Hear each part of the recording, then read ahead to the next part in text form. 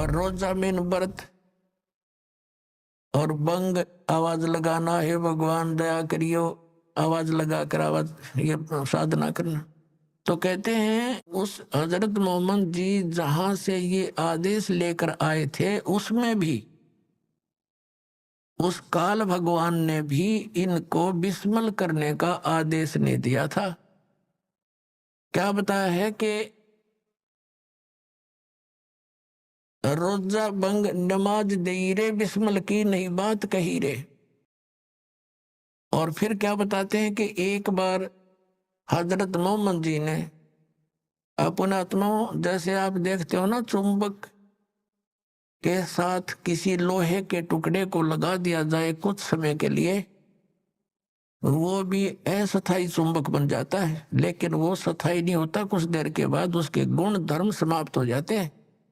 ऐसे ही ये जितने भी महापुरुष उस परमात्मा से मिले थे, इनको लेकर गए थे सतलोक से वापस छोड़ा था, इनके अंदर सिद्धियां आ गई थी, अपने आप आ जाती उस बालक के संपर्क मात्र से ऊपर से उस लोक से वापस आने में, इतने तो अपने आप इनके चिपट जाती है। वो इतनी ये सिद्धियां, असंख्य सिद्धियां पड़ी है।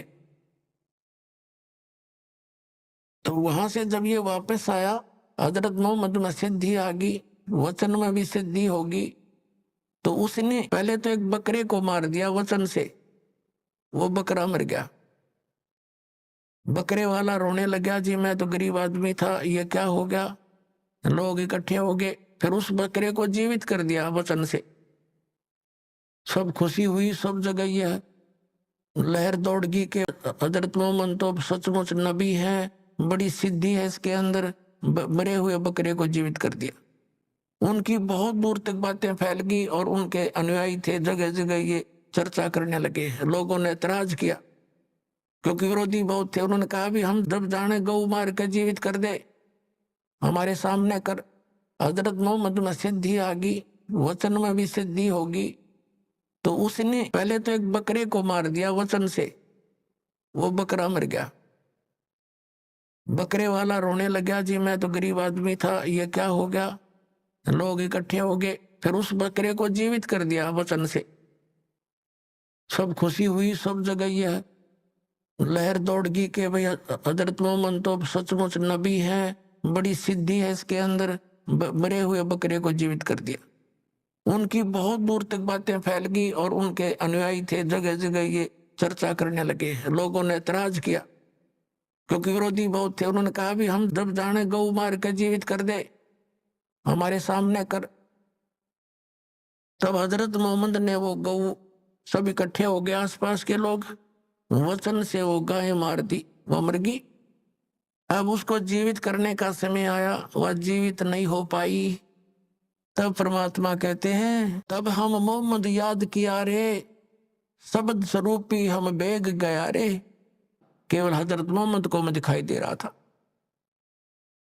मुई गऊ हमने तत्काल जवाई, और तब मोहम्मद का निश्चय आई।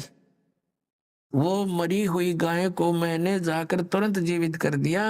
तब मोहम्मद जी को विश्वास हुआ कि कबीर सचमुच ये तो परमात्मा के नुमाइंदे हैं। कहते तुम कबीर अल्लाह दरवेशा, और मोमन मोहम्मद का तब गया अंदेशा। फिर क्या बताते हैं कि नबी मोहम्मद नमस्कार है, राम रसूल कहाया, 1,80,000 को सौगंध जिन नहीं कर चलाया। अरस कुरस पर अलह तकत है, अरस के कुरस पर, आसमान के अंतिम छोर पर अरस कुरस पर अल्लाह तकत है, उस परमात्मा का स्थान है जहां कबीर साहब का अपना स्थान है। और खालिक बिन नहीं खाली, उस परमात्मा की दृष्टि में सभी प्राणी है, उससे कोई बचा नहीं है। और वह पैगंबर पाक पुरुष थे साहिब के अब्दाली। अब क्या बताते हैं कि तुम हजरत मोहम्मद का नाम लेकर गौ मार रहे हो। ये गौ जो मनाते हो, वो दिन जिस विशेषकर गौ काटते हो, तो उन्होंने गौ शब्द से मारी थी, शब्द से जीवित कर दी थी, क्योंकि लोगों ने ये सोचा था कि हजरत मोहम्मद ने जीवित कर दी। तो उसके लिए फिर कहा कि बारी गौ शब्द के तीरम, वचन के तीर से मार दी। और ऐसे होते मोहम्मद पीरम, वो मोहम्मद पीर ऐसे थे। और शब्द फेर जवाई अंसा राख्या गोसत नहीं बाख्या, ऐसे पीर मोहम्मद भाई। अब परमात्मा देख आप पे तो सारा काम करे, फिर उसको शाबाशी दे रहे हैं। अरे हजरत मोहम्मद तो ऐसे महापुरुष थे, उन्होंने वचन से गाय मारी थी और वचन से जीवित कर दी। मांस नहीं खाया उन्होंने, जीव की रक्षा करी। और तुम मांस खाते हो उनकी आड़ में, तो उसके लिए कहते हैं वो पैगंबर पाक पुरुष थे, साहिब के अब्दाली। वो महापुरुष थे, पवित्र आत्माएं थी। तुम उनके जब में ये पाप करते हो खुद और नाम लेते हो उनका। नबी मोहम्मद नमस्कार है राम रसूल कहाया। वो तो आदरणीय महात्मा थे, महापुरुष थे और परमात्मा के नबी कहलाए। और 1,80,000 को सौगंध, उन कसम है, उन 1,80,000 मुसलमान बने थे जो उनके सीधे से थे। उन्होंने कर चलाया, उन्होंने ये जुल्म नहीं किया जो तुमने शुरुआत कर रखी है। और कहते हैं अर्श कुर्श पर अल्लाह तकत है, खालिक बिन नहीं खाली। और वो पैगंबर पाक पुरुष थे, साहिब के अब्दाली। वो तो पवित्र आत्माएं थी, उस परमात्मा की कृपा पात्र थे। तो इस प्रकार परमात्मा ये कहना चाहते हैं कि ज्ञान से ही हम वहां ले जाएंगे। अब जैसे हजरत मोहम्मद को ले गए, वो दृढ़ नहीं थे, अच्छी आत्मा अवश्य थी, मिले भगवान स्वभावश, लेकिन वहां नहीं रहे। और ये देख कोड कहानी बिगड़ गई उसके बाद यहाँ पर। तो इस प्रकार इस ज्ञान से ही हम सतलोक जाएंगे, क्योंकि हमें ये दृढ़ विश्वास होगा कि जो ये ज्ञान दिया जा रहा है ये ओनली इस दास का नहीं और केवल एक बनावटी इतिहास का नहीं, ये स्वयं गॉड गिवन परमात्मा ने आकर बताया। और फिर अपने गवाह बनाए, सतलोक ले जाकर वापस छोड़ा उनको। और उन्होंने यही बताया, क्या बताया? मन तू चल रे सुख के सागर, जहाँ शब्द सिंधु रत्नागर। आदरणीय गरीबदास साहिब जी को परमात्मा सचखंड लेकर गए थे और फिर उनको वापस छोड़ा था, अपना गवाह बनाया था, उनको समझाया था, बेटा ये काल के जाल में फंसे हुए हैं आपके सभी भाई बहन, और इनको समझाना है। ये ज्ञान मैंने तुझे दिया है, इसको प्रमाणित करके जाना। अब गरीबदास साहिब जी की वाणी अभी 150-200 वर्ष पहले लिखी गई, 250 वर्ष पहले। और दास उसी गरीबदास जी के पंथ से ही आगे आया है और दास खूब परिचित है। परमात्मा ने ऐसी सख्त हिदायत दे रखी थी गरीबदास जी को, और गरीबदास जी ने आगे फिर ऐसी सख्ती से काम लिया कि इस वाणी में अगर किसी ने फेर बदल किया तो उसकी खैर नहीं रहेगी।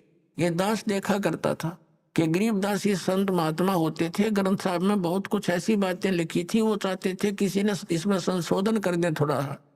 तो एक ने कोशिश की थी, उसको अधरंग मार गया संत को, आजीवन दुखी रहा। तो सब ने ये मान लिया कि जो इसके अंदर लिखा है परमात्मा का आदेश है, गरीबदास जी नाराज हो जाएंगे, इसको चेंज नहीं करना, ना तो ये भी बिगाड़ देते स्वरूप इस वाणी का। और इतनी ये प्रकाश में आई नहीं, इतनी पॉपुलर नहीं हुई। दास भी 37 वर्ष का हो गया था जब तक मैंने गरीबदास के नाम का पता नहीं था। जब 37 साल की उम्र में यो नाम प्राप्त हुआ सन 1988 में, तब गरीबदास नाम सुना था। और फिर वहां जाने लगे, जब वाणी सुनी थी या पढ़ने में आवे नहीं, इस प्रकार की अमरवाणी हमने कभी देखी ना, हमने तो हनुमान चालीसा पढ़े थे, ये सारी और तरह की वाणी। और उसमें जब ये बताने लगे जिसमें कुछ ऐसी बातें हैं, महात्मा जैसे अपने बच्चों को धमका देता, सभी पंथों और ग्रंथों वालों अन्यों को, ऐसी वाणी भी लिखी है। तो फिर किसी ने बताया कि भाई ये ऐसी ऐसी वाणी में सुधार करना चाहिए। तो दूसरा महात्मा कह रहा था इसमें छेड़ मत देना। एक दो ने ऐसे किया था, वो ऐसे ऐसे बहुत दुखी हो गए थे, मालिक ने जो बोल रखी है वाणी में परिवर्तन नहीं होना चाहिए। तो इस दृष्टिकोण से इसमें बिगाड़ नहीं हो पाया, ये एज इट इज मिल गई हमने। परमात्मा ने इसका दोबारा इसलिए दिया था क्योंकि कबीर सागर में इन काल के दूतों ने गड़बड़ कर दी थी। उस अक्षति को पूर्ति करने के लिए गरीबदास जी के माध्यम से अपनी वाणी का, उस यथार्थ ज्ञान का पुनः प्रकाश करवा दिया। अब क्या बताते हैं, हमने अपने को ये विश्वास हो जाना कि सतलोक क्या वस्तु है। तो वहां की रुचि इतनी दृढ़ बन जाएगी आपकी, आप सपने में भी यहाँ की किसी वस्तु को सोच नहीं सकते। इस ज्ञान से होगा।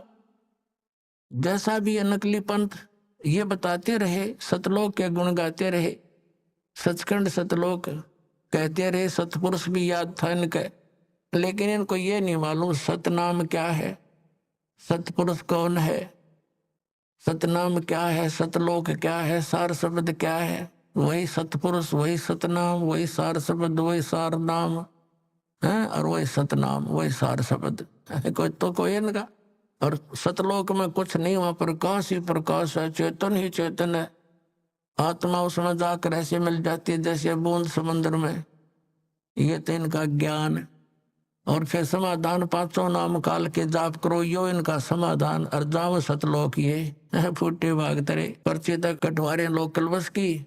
और जाना था हमने 7 समुद्रों पार, जहाज की टिकट चाहिए थी, वह उनके पास नहीं। और बात करें होगा हम जाएंगे दूसरे देश में, यानी दूसरे देश से स्वदेश आना हो, टिकट तो ले रखी लोकल बस की, और बताओ नौके जहाज की सतलोक हिंदुस्तान आवांगे, तो वो जहाज की टिकट तो अलग से होती है, वो लोकल बस की टिकट से अलग होती है। तो ये सतनाम जो है ये यहाँ से सतलोक जान की टिकट है।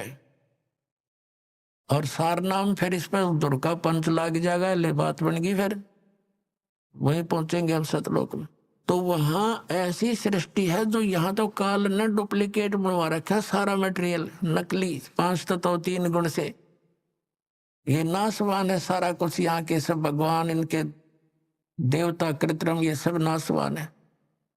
और वहां सतलोक के अंदर अभिज्ञान सुनाते हैं, जैसा कि श्रीमद् भगवत गीता अध्याय नंबर 7 के श्लोक 29 में कहा है कि तत्ब्रह्म को जानकर और सारे अध्यात्म ज्ञान से परिचित, सभी कर्मों से परिचित प्राणी केवल जरा और मरण से, जरा माने वृद्ध अवस्था बुढ़ापा, मरण माने मृत्यु से छूटने का प्रयत्न करते हैं, वे उस तत्ब्रह्म को जानते हैं। तत्ब्रह्म के विषय में अर्जुन ने 8वें अध्याय के प्रथम श्लोक में पूछा कि किम तत्ब्रह्म, वो तत्ब्रह्म कौन है, वो भगवान कौन है जिसको जानने के पश्चात प्राणी केवल जरा और मरण से छूटने का, बुढ़ापे और मृत्यु से छूटने का ही प्रयत्न करता है।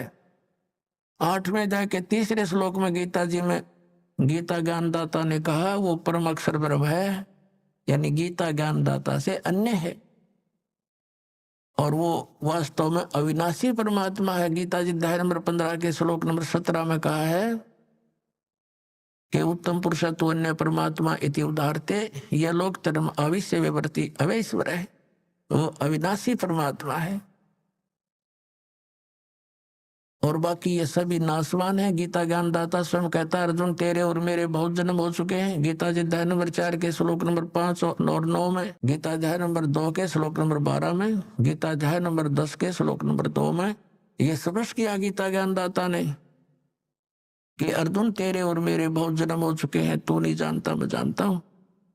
तो गीता ज्ञानदाता नाशवान, और गीता अध्याय नंबर 15 के श्लोक नंबर 16 में 2 पुरुष बताए हैं, वो दोनों नाशवान, सर पुरुष और अक्षर पुरुष, क्योंकि उसमें स्पष्ट किया है कि ये और इनके अंतर्गत जितने प्राणी हैं सब सथोल इनका नाशवान है। जीवात्मा तो किसी की मरती नहीं, इसलिए 15वें अध्याय के 17वें श्लोक में कहा है कि उत्तम पुरुषत्व अन्य है परमात्मा इति उदाहरते, जिसे परमात्मा कह सकते हैं वो है परमात्मा, श्रेष्ठ आत्मा। श्रेष्ठ आत्मा वो होती है जो कभी दुख नहीं देके और सुख सुख देता है, और जहाँ गेला टांग काटे और मौत करे और बढ़िया मोहन भोजन खिलावे, यहाँ काजू किशमिश, तो श्रेष्ठ आत्मा थोड़ा हुआ। ये सब कुछ भी खिलावे और लेकिन दुख ना दे, ना मृत्यु हो, वो है श्रेष्ठ आत्मा, वो परमात्मा है, वो हमारा प्रभु है, परमेश्वर है। और यह लोक धर्म अविश्य विवर्ती, अविश्य मन प्रवेश करके, अवैश्वर है, वो अविनाशी परमात्मा है। तो यहाँ क्या बताया है, और वो सतलोक में रहता है। गीता जी अध्याय नंबर 18 के श्लोक नंबर 62 में कहा कि अर्जुन तो सर्वभाव से उस परमेश्वर की शरण में जा, उस परमेश्वर की कृपा से ही तो परम शांति को और सनातन परम धाम को प्राप्त होगा। शाश्वत स्थान, कभी नाश ना होने वाला स्थान, और वहां जाकर परम शांति होगी। अब क्या बताया है, जैसे इन महापुरुषों ने भी यही बताया कि सचखंड में ये सुख है, सचखंड में ऐसा सुख है, सतलोक में ऐसी सुविधाएं हैं, वहां चलेंगे बिल्कुल ऐसे ही सृष्टि होगी, लेकिन मृत्यु कभी नहीं होगी। पुण्यात्मा, अगर हमारी यहाँ मृत्यु ना हो तो गर्मी सर्दी न तो देख ले, हम इतने ढीठ हो रहे हैं, कोई बात ना, इसके तो हम सहन करने के आदि पड़ गए। और बुढ़ापा ना हो फिर हम कदे भी ना जा उड़े तो तेरी हमने वहां की, और गेलो मृत्यु हो बताइए, तो सबसे बुढ़ा काम। सारा जीवन जिस व्यवस्थापक के करने में लगे रहते हैं, फिर तो बुढ़ापा जब लास्ट एज आती है इसकी, सब तक सारा शरीर कंडम हो जाता है, उठा जाता ना बैठा जाता, ना काम करती ना जाड़ करती, पहले तक कह रही यही टूट ले इस पे। और फिर आ गई हम के दूध गड़े। तो परमात्मा कहते हैं जो सच्ची भक्ति नहीं करते, कहते हैं जीवित जग में जूती पड़े फिर जब तोड़े छाती। परमात्मा ने बहुत गहरा ज्ञान समझाया पुण्यात्मा, यो घने दिन में समझ में आओगा आपका, क्योंकि आप पहले कक्षा के बालक हो, कोई दूसरी कक्षा का, यानी कोई 2 वर्ष से, कोई 1 वर्ष से, कोई 6 महीने से, कोई 1 महीने से, तो लगे रहना इसमें, क्योंकि ये कोर्स है कंप्लीट, और ये आखिरी सांस तक पढ़ना पड़ेगा आपने, जब तक आप पृथ्वी पर हो। यह समझ लो आपका प्रवेश है इस विद्यालय में, इस कॉलेज में, और जब ये तुम्हारी पढ़ाई पूरी हो जाएगी तब यहाँ से चले जाओगे, यहाँ नहीं रहोगे, सतलोक जाओगे सीधे, वहां सुविधा मिलेंगी सारी इस पढ़ाई।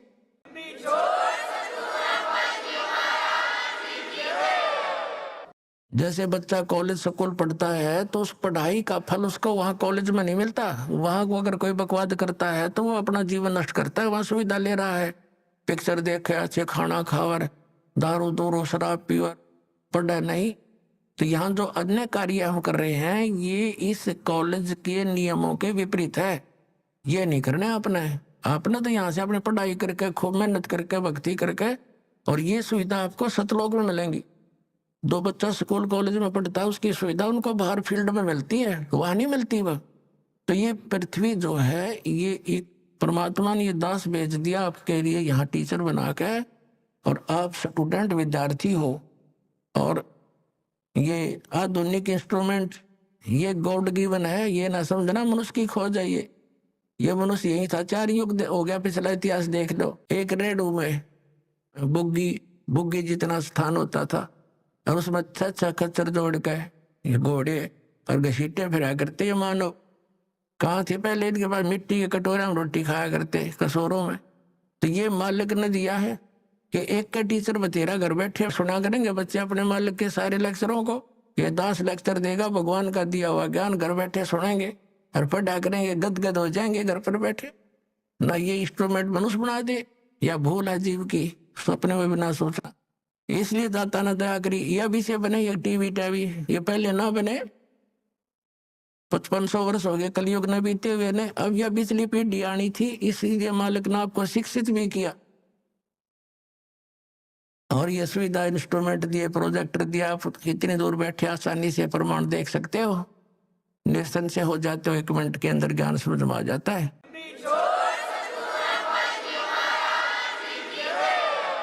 अब वो सतलोक कितना सुखदाई है। मन तू चल रे सुख के सागर, सुख सागर किसे कहते हैं जहाँ दुख नाम की चीज ना हो, केवल सुख ही सुख हो। जैसे समुद्र में समुद्री जहाज 200 किलोमीटर चला जाता है, आज इधर उधर देखते हैं तो कोई वस्तु जल के अतिरिक्त दिखाई नहीं देती, जहां देखे वहां जल ही जल, जल ही जल, जल ही जल दिखाई देता है। इसी प्रकार सतलोक के अंदर बताया परमात्मा के ने, और साथ में उन महापुरुषों ने जिनको वो लेकर गए थे, गवाह बनाए, प्रत्यक्ष दृष्टा बनाए, उन्होंने बताया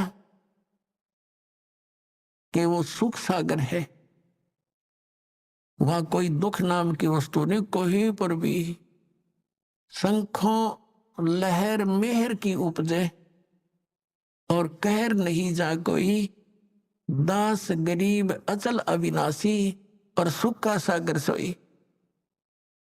अब क्या बताते हैं गरीबदास साहिब जी, परमात्मा के प्रत्यक्ष दृष्टा, भगवान को देखकर, वहां के स्थान को देखकर, जैसे पुण्यात्माओं दास के साथ तो बहुत बार बनी है ये कहानी।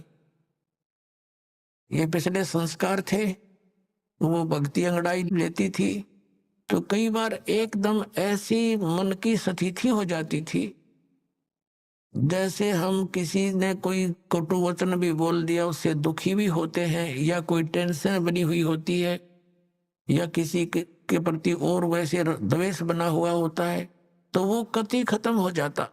बिल्कुल सपने काफी देर तक सोचते कि उसने ऐसा कष्ट दिया था, नकम्मा आदमी है, ये मन में ही नहीं आती। और ऐसा आता जैसे अपने से दिखाई देते।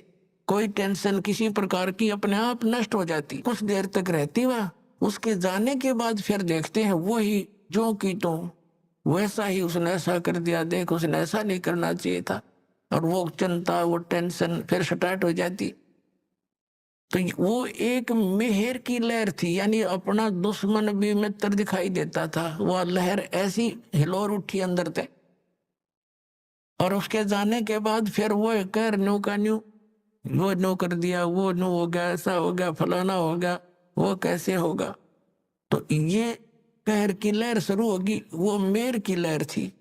तो गरीबदास साहब जी कहते, संखो लहर मेहर की उपजे। वहां सारे ऐसे उमंग उठे, किसी के प्रति द्वेष से नहीं हो सकता, करने से चाहने से नहीं हो सकता, वहां व्यवस्था ऐसी है। और वहां कोई राग द्वेष की बात तक होना, कोई अभाव नहीं किसी चीज का। यहाँ तो हम डाकू बन गए, धनी बनने के लिए लुटेरे बन गए, डाके मारे, रिश्वत लें हैं और मिलावट करे, 36 पंगे पाके जुगाड़ सा जोड़े, सुखी होना चाहे, दूना दुख हो जाता है इससे, पाप इकट्ठे हो जाते हैं आपके सिर पे। वो धन तो आपके पास रहना नहीं, किसी और कारण से निकल जाएगा, और पाप सुरक्षित रह जाएंगे, वो तूने भोगने पड़ेंगे आप जी ने। अब परमात्मा क्या बताते हैं कि शंखो लहर मेर की उपजे, और कहर नहीं जा कोई, दास गरीब अचल अविनाशी, सुख का सागर सोई। वो सुख सागर है सतलोक, जहां अचल अविनाशी शाश्वत स्थान, वो सतलोक है। और फिर क्या बताते हैं, जब तक आप सतलोक में नहीं जाओगे, परम संत तुम्हें नहीं मिलेगा, तब तक आप यहाँ काल की व्यवस्था की जितनी भी पूजाएं साधनाएं वेदों तक की कर रहे हो, या अन्य जो साधना इस तत्व ज्ञान के अतिरिक्त कर रहे हो, उनसे क्या प्रतिफल आपको मिलेगा। क्या बताते हैं, कोट जन्म तन वर्मत हो गए, कुछ ना हाथ लगा रे, कुकर सुकर खरबया बोरे, कौआ हंस बुगारे। कोटि जन्म तू राजा के, ना मिटी न मन की आशा, भिक्षुक होके दर दर घूम लिया, मिला न निर्गुण रासा। इंद्र कुबेर ईश की पदवी, ब्रह्मा वरुण धर्मराया, विष्णुनाथ के पुर को जाके तो फिर भी वापस आया। असंग जन्म तन मरता हो गे, जीवित क्यों न मरे रे, द्वादश मद महल मठ बोरे, बहुर न दे धर रे। दोजक भिष्ट सभी ते देखे, राजपाट के रसिया, तीन लोक से तरपत नाही, ये मन भोगी खसिया। सतगुरु मिले तो इच्छा मेटे, पद मिल पदे समाना, चल हंसा उस लोक पठाऊं, जो आदि अमर अस्थान। चार मुक्ति जहाँ चंपी करती, माया होरी दासी, दास गरीब अभय पद पर से, वो मिले राम अविनाशी। अब क्या बताया है कि जो साधनाएं आप करते रहे सतनाम और सारनाम के अतिरिक्त, उससे आपको क्या मिला, कोटि जन्म तो भरमत हो गए, कुछ नहीं हाथ लगा रे, कुकर कुत्ता सुकर सुअर खरगदा, कुकर सुकर खरबया बोरे, कौआ हंस बुगारे। कोटि जन्म तू राजा की, न मिटी न मन की आशा, और भिक्षुक होकर दर दर घूम लिया, ये मिला नहीं निर्गुण रासा। क्या बताते हैं गरीबदास साहिब जी, अपने परमात्मा को साक्षात देखकर। पुण्यात्माओं, आज का सारा ही सत्संग, यानी ये जो तीनों दिन का सत्संग स्टार्ट जहां से हुआ था कि परमात्मा कौन है, और ये जन्म मृत्यु का रोग हमारा कैसे नाश होगा, इसका जब तक हमें प्रमाण नहीं होगा कि किन महापुरुषों का यूं रोग कटा और उन्होंने कौन से मंत्र यानी कौन सी औषधि प्रयोग करी, तो तब तक हमें दृढ़ विश्वास नहीं हो सकता कि जिस उपचार को हम कराने जा रहे हैं ये हमारे को स्वस्थ भी करेगा कि नहीं। तो जब ये दृढ़ विश्वास हो जाएगा फिर तो आप इस पर समर्पित हो जाओगे और यो काम होगा ही होगा, क्योंकि ये प्रमाणित और हो चुका है।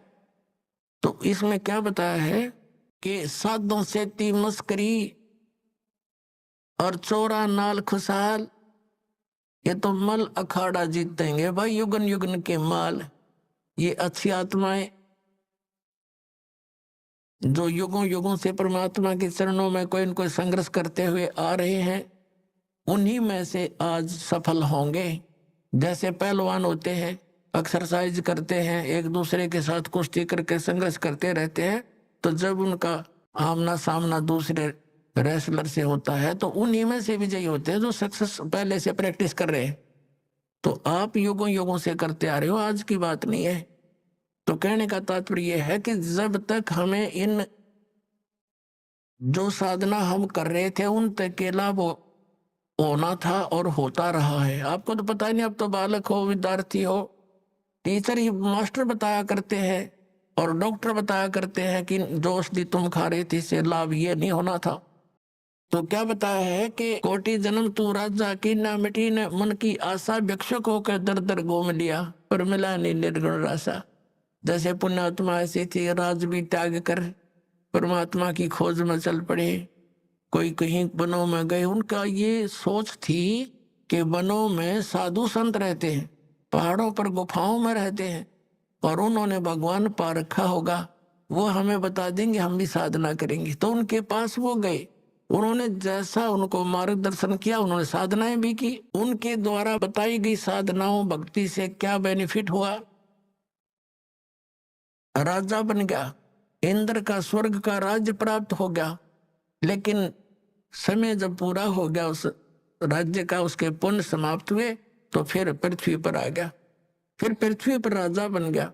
राज का समय पूरा होते हुए फिर यहाँ पर पृथ्वी पर कुत्ते गधे सूअर की योनियां प्राप्त करके यहाँ भटक रहा है। कोटि जन्म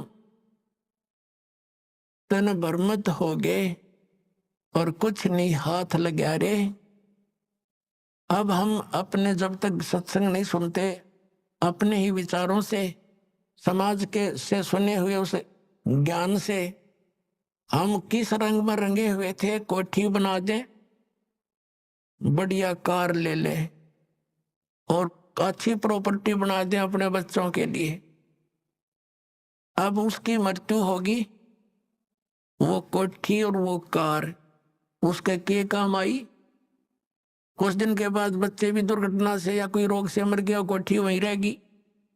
तो कहने का भाव यो है, परमात्मा कहते हैं कि कोट जन्म तन बरमत हो गए, कुछ नहीं हाथ लगा रे। या मृत्यु होगी, पुण्य पाप के आधार से स्वर्ग और नरक में गया, वहां अपने समय का जितना निर्धारित था स्वर्ग का पूरा किया, फिर नरक का निर्धारित समय पूरा किया, फिर 84 लाख योनियों को भोगने के लिए पृथ्वी पर, और पृथ्वी पर आ गया तो फिर कुत्ता बन गया। कुत्ते का समय पूरा होते गधे की योनि में, गधे का पूरा होते फिर सुअर की योनि में। अब यहाँ गरीबदास साहिब जी ने बताया है, आगे गए ना बावड़े और रहते भी सब्जा, बावड़े माने वापस आए, और रहते भी सब्जा और बिन साहिब की बंदगी की तो ठोर ठिकाना ना। अब जैसे यहाँ पुण्य पाप किए, पुण्य के आधार से स्वर्ग गए। अभी आपको बताया स्वर्ग का समय पूरा होते ही बाई फोर्स, जैसे यहाँ जबरदस्ती मृत्यु आपकी की जाएगी, ऐसे जबरदस्ती वहां से मृत्यु करके आपको नरक के अंदर, नरक का समय पूरा होते हुए फिर कर चलो गधे की योनि में, गधे का समय पूरा होते चल कुत्ते की योनि में, उसका पूरा होते चल सुअर की योनि में। तो पुण्यात्माओं फिर एक टर्न वाइज एक नंबर एक मनुष्य जीवन फिर से मिलता है प्राणी को 84 लाख योनियों के कष्ट भोग कर। तो उसके अंदर अगर संत नहीं मिले और ये मार्ग नहीं मिला तो फिर वही चलो चलो वो उस कोल्लू में फिर गिर जाओगे। पूरा प्रोसेस है ये। 84 लाख योनियों के अंदर घूमने का। तो इसके लिए बताते हैं कि कोट जन्म तन भर मत होगे, कुछ ना हाथ लगा रे, और कुकर सुकर खरबया बोरे, कौवा हंस बगारे। कोटि जन्म तू राजा की, ना मिटी न मन की आशा, और भिक्षुक होकर दर दर घूम लिया, मिला ना निर्गुण रसा।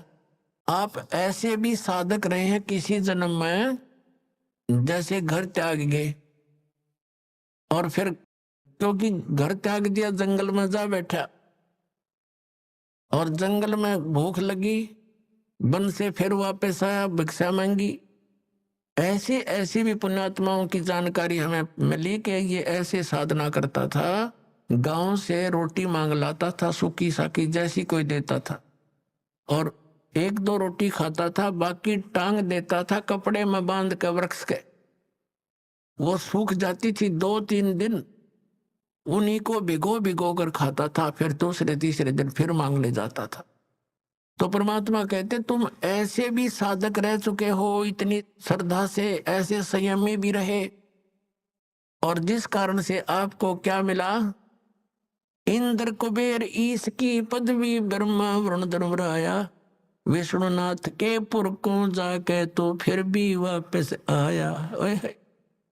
ऐसी साधना, ऐसा कति वैराग बना करके, सब कुछ त्याग करके, इतना संयमी रह करके कठिन साधनाएं करने से भी तुझे क्या मिला, इंद्र कुबेर ऊपर के देवता बना दिया। इंद्र किसे कहते हैं? स्वर्ग के राजा को। अपुणात्मा हम तो यहाँ एक MLA MP सरपंच बन जाने सोचो, पता नहीं क्या बन गए, अनजानपने में, बगैर ज्ञान के ये बकवाद बहाओ प्राणी को। अब इससे तुलना हो जाएगी कि राज की क्या आवश्यकता है, कि कैसा है ये राज्य। ये इंद्र कैसे बनता है? या तो ये इतना पुण्य करे, धर्म यज्ञ करे, 100 मन देसी घी, एक मन में 40 किलो, 100 मन देसी घी एक बार की यज्ञ में लगावे, उसमें हवन भी हो, भंडारे भी हो। अब जैसे जिसमें 100 मन घी यानी 4000 किलोग्राम जैसे घी लगेगा, तो वहां अन्य खर्चा कितना होगा, आटे नमक मिर्च दाल का, तो वो तो गिनती है नहीं फिर। तो ऐसी ऐसी 100 यज्ञ करे जिसमें 100 मन देसी घी प्रयोग हो, और उसके लिए कुछ कंडीशन है, टर्म एंड कंडीशंस है उसकी, कि ये अगर मर्यादा भंग होगी तो वो यज्ञ आपकी मान्य नहीं जाएगी, और 100 यज्ञों में से एक भी खंडित होगी तो नए सिरे कर प्रधानमंत्री, मान लो भारत का राजा। तो इस प्रयत्न से, इस क्रिया से उसको इंद्र की पोस्ट मिलेगी, उस प्राणी को स्वर्ग का राजा बन जाएगा। अब उस स्वर्ग के अंदर तो आम व्यक्ति भी जाकर न सोचा मैं सुखी हो जाऊंगा, बोलेपन में अज्ञानता से। अब परमात्मा हमें क्या ज्ञान देना चाहते हैं? इस ज्ञान से आपको सतलोक की इच्छा जागृत होगी। अब क्या बताना चाहते हैं परमात्मा, कि आप तो यहाँ छोटे से राज्य को प्राप्त करने की चेष्टा करते हो, और वो इंद्र का राज्य इतनी साधना करने से प्राप्त होगा। दूसरा उसका तरीका है, इतना तप करे, तप से राज भी प्राप्त होता है, और फिर उसमें भी टर्म एंड कंडीशंस होती हैं। तो वर्तमान जो स्वर्ग का राजा होता है इंद्र, उसको एक और इंस्ट्रक्शन होती है कि तेरे शासन काल में यदि इंद्र की पदवी प्राप्त करने योग्य किसी ने क्रिया कर ली, उसको बीच से ही पद रहित कर दिया जाएगा, और उस आत्मा को उसके पद पर विराजमान कर दिया जाएगा।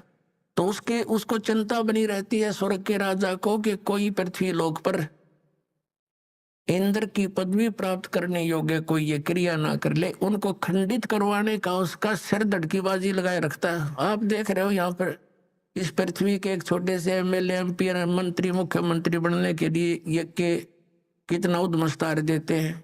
आपको मालूम है राजनीति कितनी खतरनाक है, और वहां भी वही राजनीति, वो इतने घटिया सतर के कर्म कर देता है इंद्र, सोच भी नहीं सकते। अपनी पत्नी को भी भेज देता है अपने स्वार्थ सिद्धि के लिए किसी गैर पुरुष के पास, तो खा गई ये राजनीति। तो ऐसे एक मार्कंडे नाम के ऋषि बंगाल की खाड़ी में तपस्या कर रहे थे।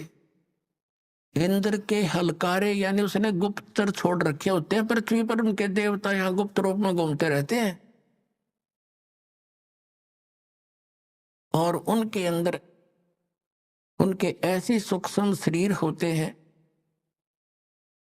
ये लंबी डिटेल बन जाएगी जब मैंने ये चैप्टर दूसरा शुरू कर दिया, क्योंकि आपने आज तक ज्ञान तो सुना ही नहीं है, उस अज्ञान को ज्ञान मान के ग्रहण कर रखा है। लेकिन सिंपल सा इतना ही कहेंगे कि उसके हलकारे गुप्तचर सीआईडी वाले घूमते रहते हैं और उन्होंने पता लग गया कि ऐसे एक ऋषि मार्कंडे नाम के ऋषि बहुत समय से बैठे हैं तपस्या कर रहे। इंद्र को चिंता बन गई कि कहीं तेरी गद्दी प्राप्त ना कर ले। उसके उस तप को भंग कराने के लिए, साधना को डिस्टर्ब करने के लिए उसने एक उर्वशी भेजी। एक औरत आई खूबसूरत, और उसने उस ऋषि के सामने थोड़ी सी दूरी पर डांस करना शुरू कर दिया, नाचना शुरू कर दिया। और वहां का एक सिद्धि से वहां का वातावरण ऐसा बना दिया जैसे ना गर्मी ना सर्दी, और सुगंध उठ रही हो जानो चारों तरफ से, ऐसे जानो ऐसा बड़े मनमोहक वातावरण बना दिया। अब वो नाच रही है, मार्कंडे ऋषि आधी आंखें खुली हैं आधी बंद है। जब उसने सारे डांस कर लिए, अंत में वो निवस्त्र होगी। तब मार्कंडे ऋषि बोले, है बेटी, है माई, है बहन, आप यहाँ किस वास्ते आई?